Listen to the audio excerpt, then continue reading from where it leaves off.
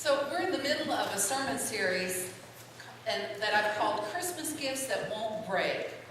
Because don't you hate that if you get a gift and it breaks the very day that you open it? So we want Christmas gifts that won't break.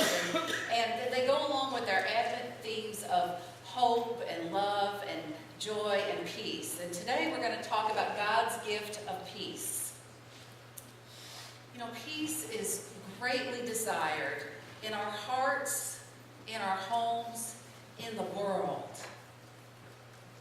And peace can seem unattainable when we are bombarded with bad news. But God offers us the unbreakable gift of peace if we open our hearts to receive it. So friends, I invite you to take time every day to spend time with God, to claim that time, even if it's just a few minutes, to connect with that source of hope and love and joy and peace. Now, Gina Jack, peace. I'm going to have to not look at y'all. Just like sometimes I preach about grace, and I often have a little girl named Grace sitting in the front row. This peace is God's peace and universal. So I just caught your eye, and I thought I'd have to mention that. So I think every Sunday I've been asking, what do you want for Christmas? And we've been kind of going through the decades and talking about different games and toys and dolls and things that kids have traditionally wanted for Christmas. Well, during the first decade of this century, of the 2000s, and continuing on today, a lot of teenagers and a lot of grown-ups put games at the top of their wish list. Now I'm talking about video games, not board games.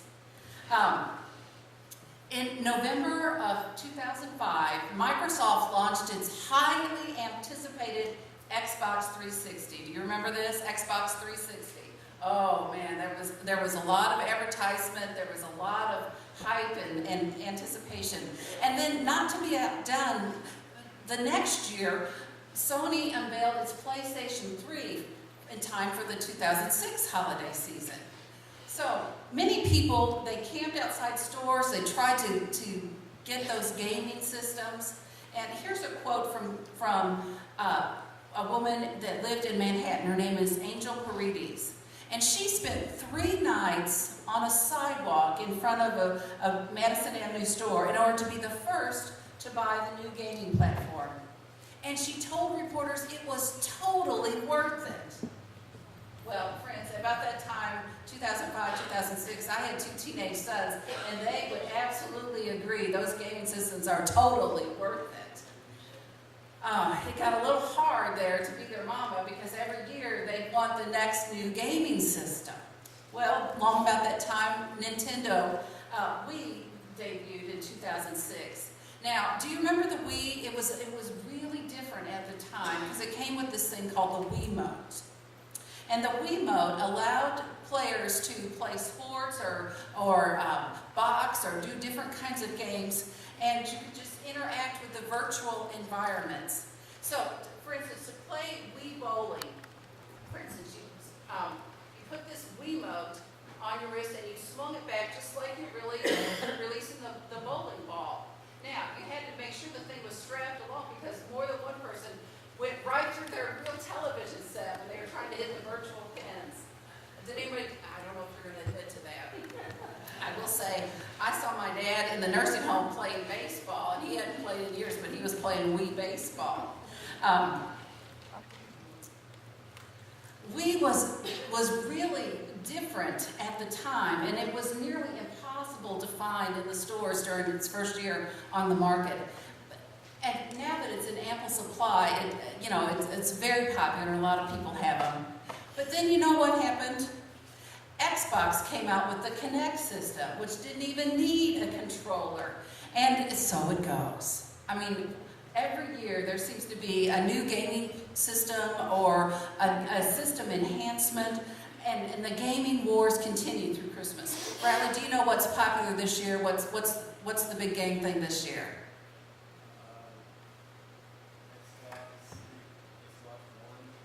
Xbox One?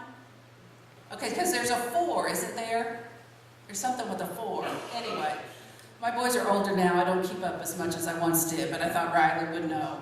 So friends, let's think about this. What makes video games so popular?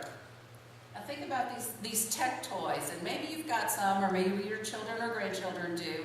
But I think these systems appeal to us because they show off the human capacity for creation. See, it's our ability to dream and to imagine different kinds of worlds. And all these games help us to enter into those different kinds of worlds. I mean, and they just get better and better. It's not just sci-fi or sword and sorcery worlds like those of Halo or Mass Effect or Final Fantasy. These game systems can allow us to connect to ideal versions of the real world. Do you remember The Sims? Who remembers The Sims? Remember that? Okay, a few of you do. Now, The Sims stood for, I guess, simulation or something, and you could be a virtual simulator of such mundane things as eating and drinking and making friends and getting a job and finding a house, all of that kind of stuff. That's everyday kind of stuff that we do. But instead, you created this virtual world for your Sim family. And for a while, that was the best-selling game of all time. Now, sports games. Any of you play the sports games? Man, those just keep getting better and better. Because my boys have kept up with those through the years, and so I don't play them, but I watch the guys play, and there's more interaction with the players and the coaches. The stadiums look more real. The one that I really don't like, but sometimes the guys play it anyway, is the games simulating military conflicts. And they've become more realistic as well. Slate Magazine said that the game Call of Duty Modern Warfare 2 was such an accurate portrayal of war that the violence in the game was not easy to perform or to forget. Well, the ability to use technology to transport ourselves to other worlds and to get a taste of experiences that might be otherwise inaccessible to us is impressive. And it can be educational and entertaining. But friends, we need to think critically about the kinds of worlds that we're using our God-given imagination to dream up and immerse ourselves in. Are we creating worlds where we are free to indulge every whim and we treat other game players as just a means to an end to get what we want? Or are we creating worlds where we strive for that which is good for everyone?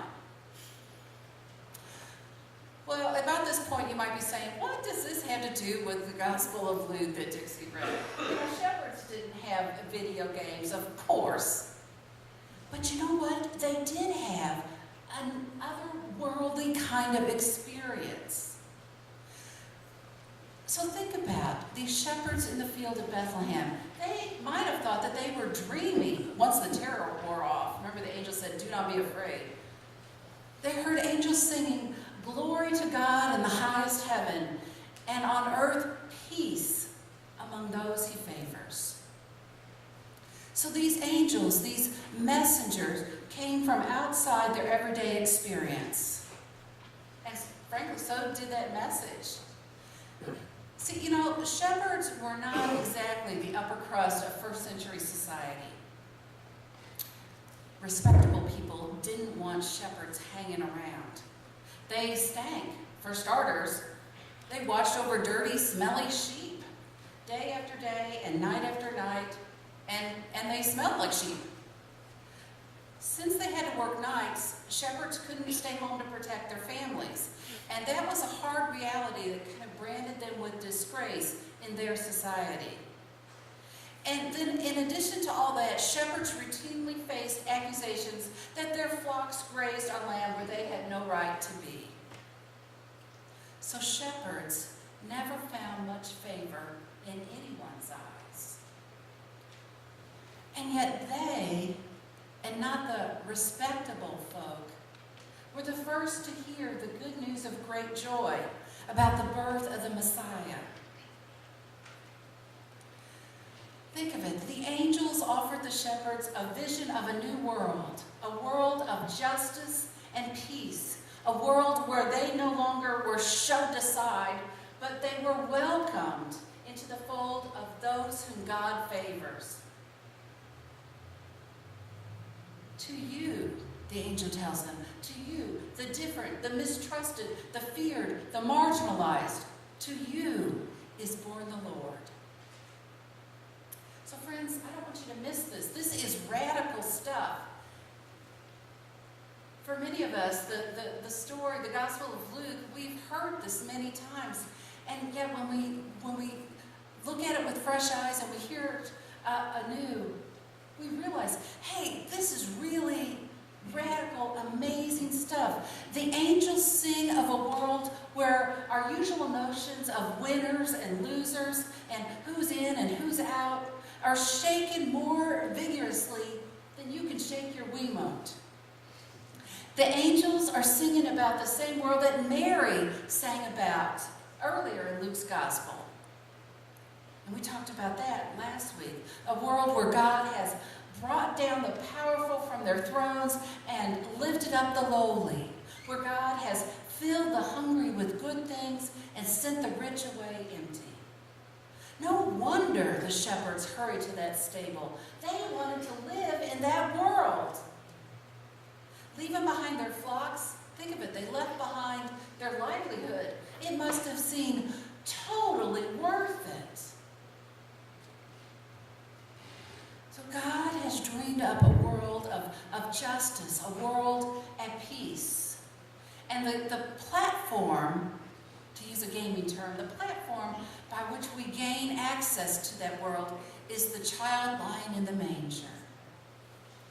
The baby who would grow up to proclaim God's special blessing upon the merciful and the peacemakers. It's a world where God's fierce love for all people means that some people will be nudged out of their comfort, shaken out of their power and their privilege. But it's a world where people will be at peace, for all the people will know that they are favored by God. Friends, you know, the world that God has dreamed up, the world that God has created, is better than any virtual reality that we can dream of. Jesus tells us, peace I leave with you. My peace I give to you. I do not give as the world gives. Do not let your hearts be troubled, and do not let them be afraid.